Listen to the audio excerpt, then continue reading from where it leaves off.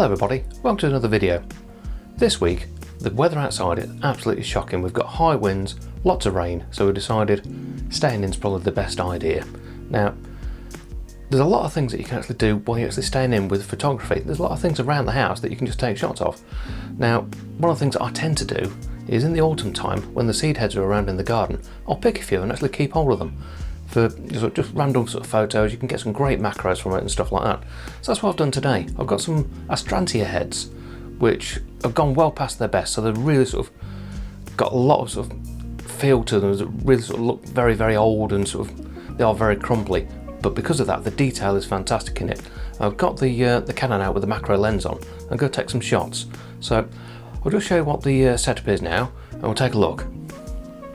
So here we are. There's the Astrantia seed heads. Like I said, they're quite old, they're quite sort of worn down, but they get some great detail from them. And basically what I've done, I've just stuck that in a piece of plasticine on the desk. And I've got some of these LED string lights that I bought ages ago from Amazon, but they're great for doing depth of field and various macro shots. You can get some really nice effects from them, but I'll show you those shortly. And so just pan across.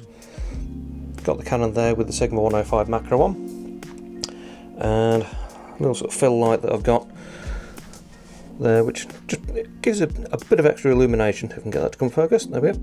Just gives it a little bit of extra illumination, just so the front side of the seed heads, sort of come into focus easier. A nice bit of detail. But I'll show you the back of the camera now. You can see what sort of things we're aiming for.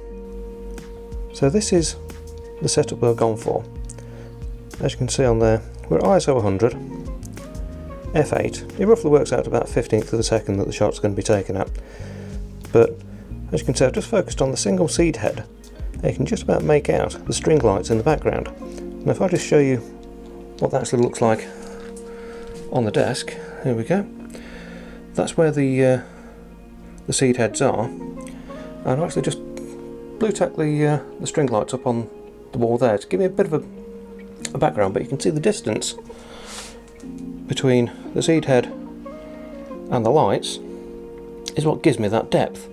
So I can actually sort of generate what is generally termed as sort of bokeh or bokeh. A lot of people say it differently. It just depends how you actually you go with it, but it gives a lovely sort of round, almost sort of bauble effect in the background. And like I say, you can see we've got the distance from the camera to the seed head and then to there, so the seed head's almost sort of halfway, which is ideal to give me a nice bit of separation, and I can actually then play with that. But I'll pop the shot up now, you'll see what it's like, and you can see what the effect is that we're going for.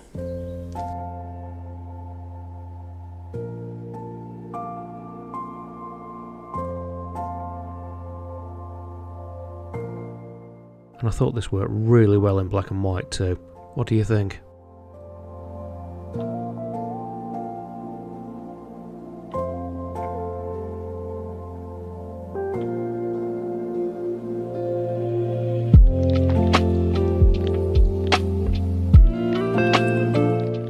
So another thing you can do is if you grab an old CD and set a little light up to the side of it like I've done here, and I've just got a little bit of water sprayer, so I'll just spray a bit like on now. And then if you take a shot of that focused in on the area where the light's hitting it, you can get some really nice abstract effects.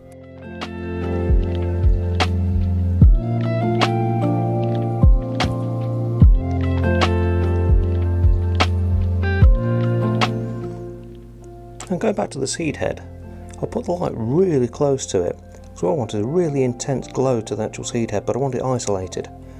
So if I just show you what we've got on the camera now, we should give you some idea of what it actually comes out like. Now, because I want the separation on this, I've actually gone for an f8 aperture, which gives me a reasonable amount of depth of field, but it allows me to actually give the seed head a lot of detail, but let it all fade out. Now I'm probably going to go square crop on this, because with where I've got the light positioned, it's actually just coming into frame, but that's not a problem, so I'm actually sort of thinking of going for the square crop regardless. But I'll pop that up now. Let me know what you think in the comments.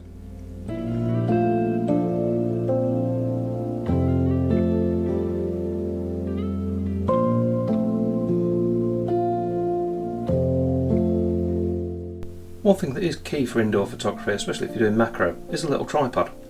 Now I picked this one off Amazon, and I think it was about 20 quid. It wasn't overly expensive at all, but it's a great little tripod. The legs do extend, but I tend to run it sort of quite low for doing the tabletop stuff. But I'll pop a link to that down in the description, so if you want to have a look at it, like I say, it's well worth a consideration for, like I said, just the indoor stuff. It's really versatile, but gives you great results.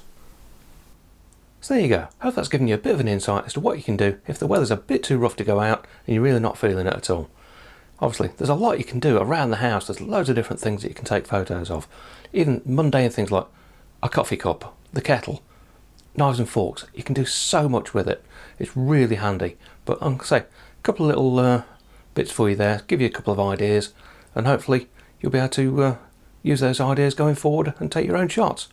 But if you like the video, please do hit the like button. It really helps the channel out, lets YouTube know that it's actually being used, and sort of helps grow the channel. Likewise, if you can pop a comment below, if there's anything you'd like to see me do, just let me know.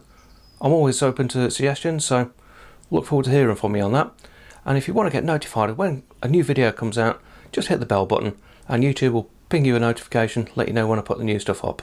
But as always, thanks for watching, and we'll see you again on the next one.